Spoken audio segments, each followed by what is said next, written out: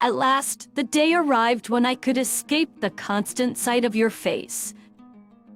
Those freeloaders, who did nothing but consume without contributing, needed to go. They should be grateful for the charity they've received all this time. Understood. I declared, I won't be coming back.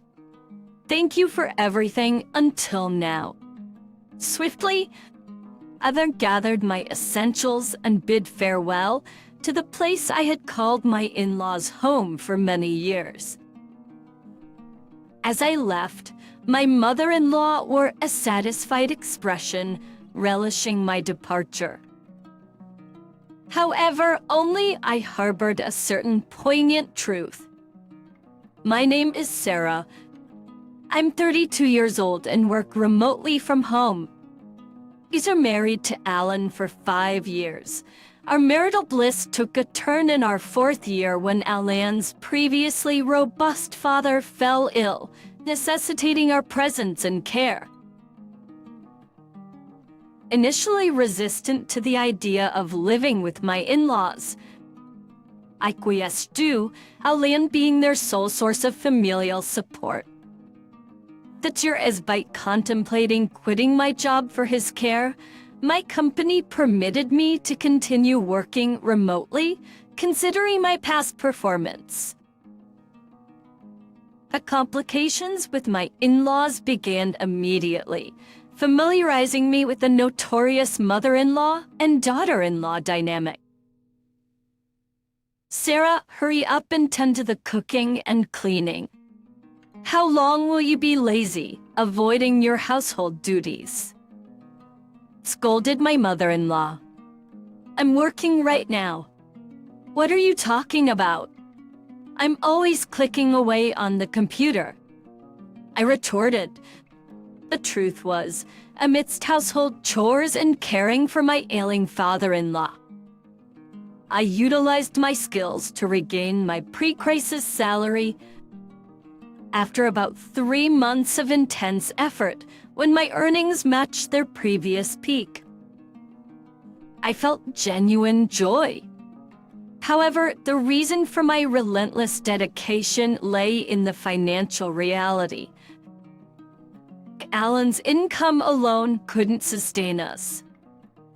Despite my hopes that life would finally ease up, the struggle continued.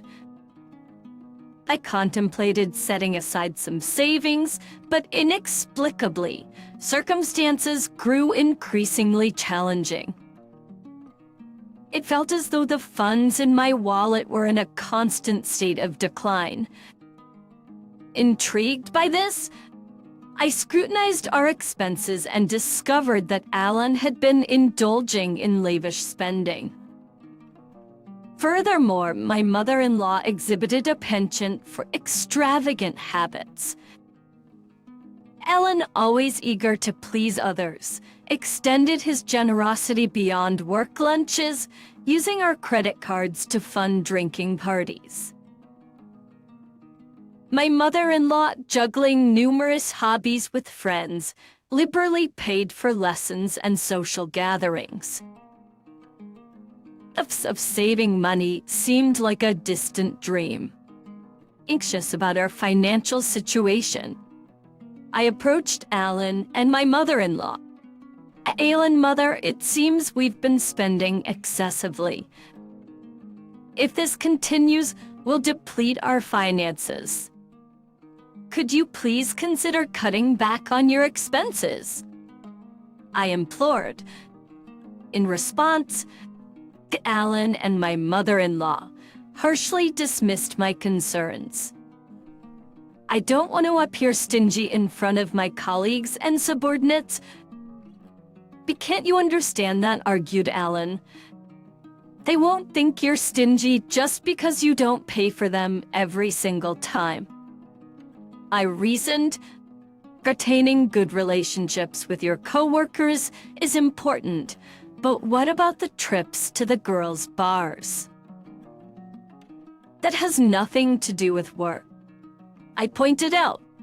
You just want to have fun, don't you? How about you come home drunk and start talking about it, even if no one asks you? That just means you have a more enjoyable time there than spending time with me. I expressed my frustration. My mother-in-law sided with Alan, laughing off my concerns. I'm glad Mom understands, and she's right, Elaine asserted. Meanwhile, my mother-in-law justified her spending, stating if I didn't go to my classes, I'd just be cooped up at home. I'm taking classes with my friends to enjoy the limited time. I found myself grappling with the harsh words echoing in my ears, labeling me as a terrible daughter-in-law. Their judgmental remarks centered on the fact that I dedicated myself to household chores without earning an income, rendering me, in their eyes, without the right to voice complaints. Got to the notion of being looked down upon by a homemaker left me perplexed. In truth, I worked diligently, contributing a steady income to the household while also managing the housework and caring for my father-in-law.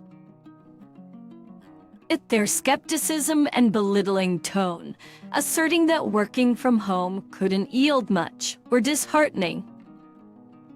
Even more so, my mother-in-law had apparently fed Alan a distorted narrative, implying that she alone took care of my father-in-law, painting me as an idle homemaker. The injustice of this perception left me speechless. Despite the countless moments when I contemplated leaving that challenging environment, the anchor that held me was my deep concern for my father-in-law.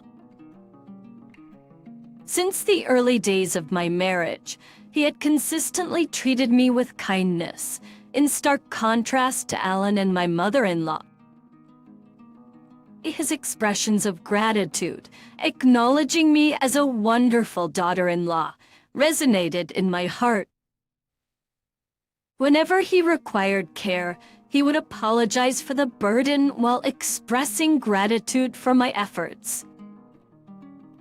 In these moments, I found solace and purpose in caring for him. I couldn't fathom leaving him to the whims of Alan and my mother-in-law. His dynamics recognizing my contributions in maintaining our household's financial stability.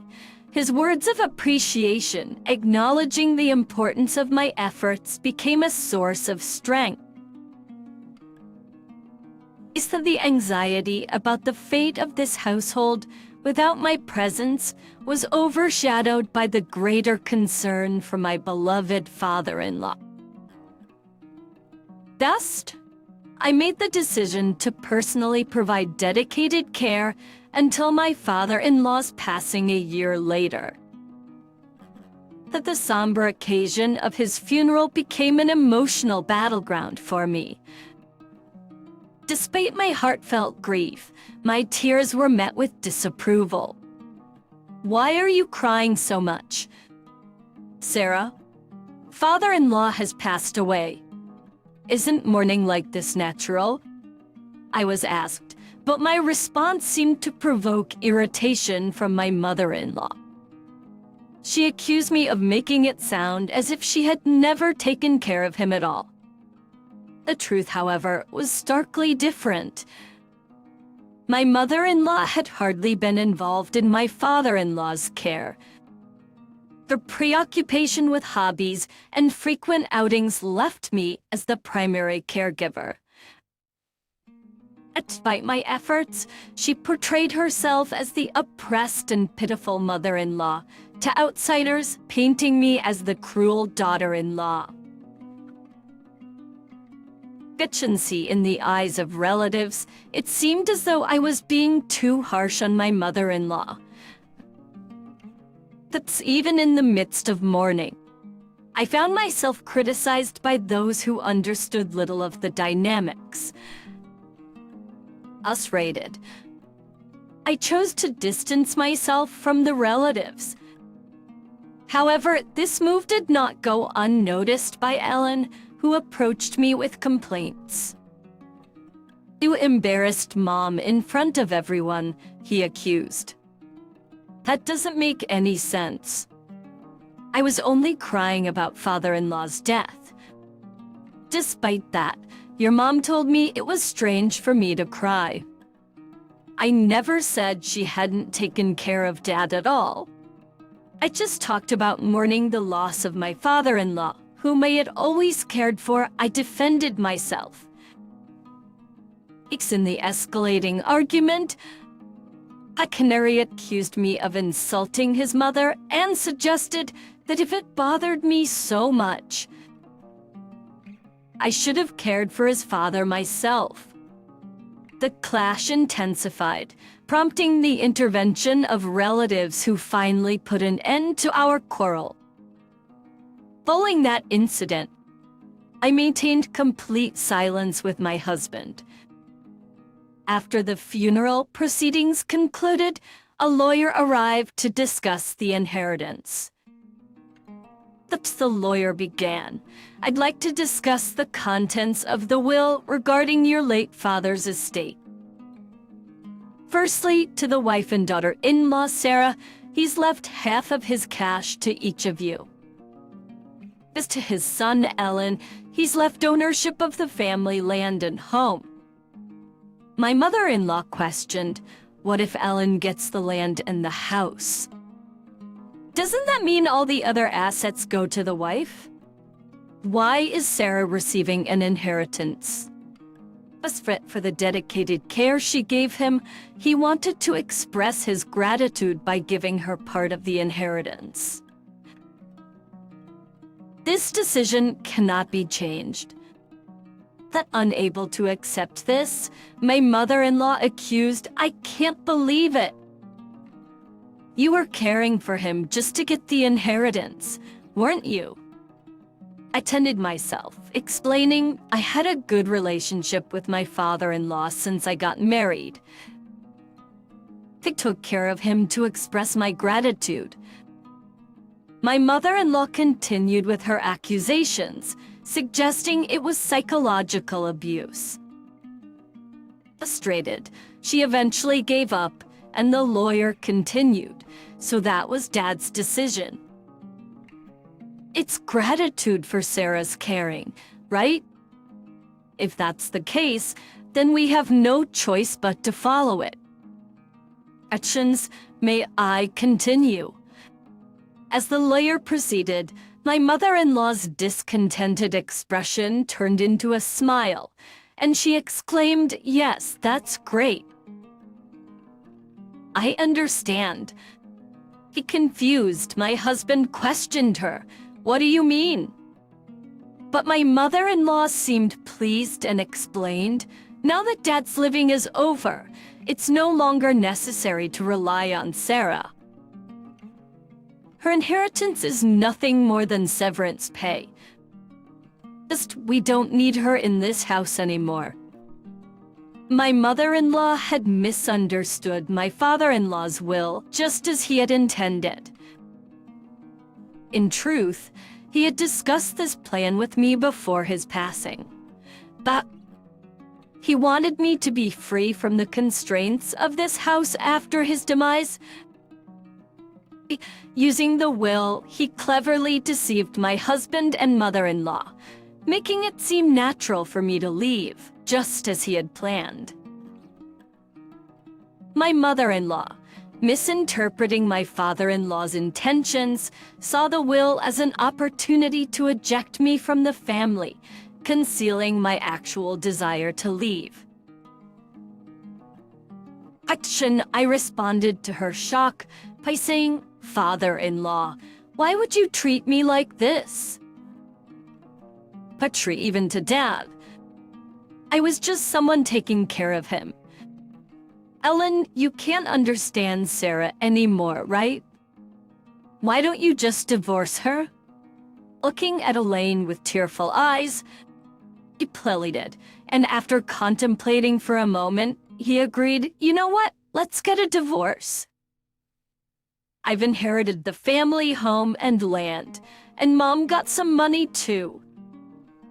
There's no longer any need to worry about living, so there's no problem if Sarah goes. What do you mean by that? Just what I said. I feel bad for asking, but could you leave our house and agree to the divorce? Understanding that there was no place for me there anymore. I agreed, understood. There's no place for me here anymore. With a hint of restraint, I retrieved the document from the drawer and handed it to my husband. It was a notice of filing for divorce, prepared after our previous argument. My husband promptly signed it, expressing, "Finally, I don't have to deal with you anymore. A non-working freeloader should just get out. You should be grateful for us having put up with you, a total freeloader." Is that so? Okay, I understand. I'll leave. Thank you for things up to now. As I left, my mother-in-law appeared elated, unaware of what would transpire in the future of their house. Once out at their home, I wasted no time and immediately submitted the divorce notice to the city hall. Arriving at the apartment I had rented in advance, the spacious room echoed with my joy as I exclaimed, "Symphony, I can be by myself. This is great." I felt overwhelmed with joy to be liberated from a challenging marriage. My heartfelt gratitude extended to my father-in-law for devising the plan that enabled my escape from my in-laws' home. Subsequently, I embraced a comfortable life living on my own, appreciating the newfound freedom and the ability to continue working remotely, a skill I had cultivated during my time at my in-laws' place.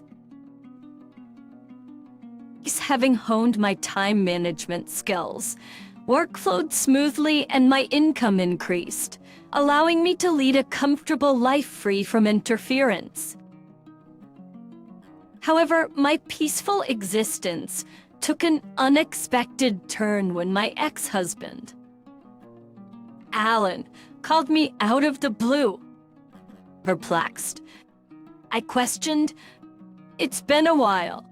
Why are you calling me? Weren't you the one telling me to disappear?